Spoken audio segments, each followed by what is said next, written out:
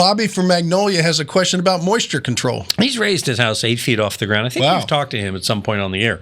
Bobby writes, I'm keeping a foyer mudroom downstairs. I remember that. Okay. Yeah. And he says it will be finished. He's got that licked. He's got that. But my issue, he says, is the rest of the underneath the house known elsewhere as a basement, right? Well, if it's in the ground. Well, no, it's above ground, so we'll make it a Texas basement. How's that? Okay, because the attic is the Texas.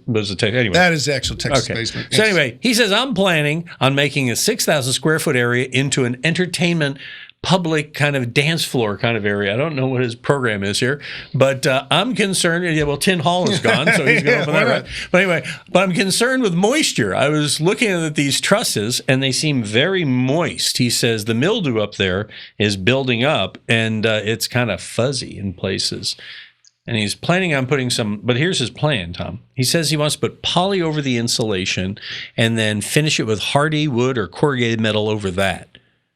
You see a problem with that? With a plastic, yeah, no vapor barrier. Just let it breathe. I don't know underneath the home if this is all closed up and it's not conditioned. Mold is going to grow on all kinds of stuff. So you're going to get mold and mildew growing on a lot of things. So if you don't have ventilation under there, you got a problem. Or if you're going to air condition it in a dance hall, I mean, you could end up just being a room under there. But this is what's funny is he lifted his house probably because of the flood, right? Mm-hmm. And then once he sees the space, he wants to make the room again. The next flood comes through. Yeah, right. So be careful with that. But usually when something's up off the ground, a stilt home in Galveston's a perfect example of what this is. We would put hardy up there, or if it was an enclosed space under there, we would have to put a fire sheetrock just in case there's a fire, like in a garage down below. It wouldn't spread, or you'd have some time to get out of the house. It wouldn't spread as fast. But those are the only issues you have to worry about. But the hardy or whatever you want to close it in is fine. But just think of it as a stilt home in Galveston. And no plastics. Let it breathe. You'll be fine.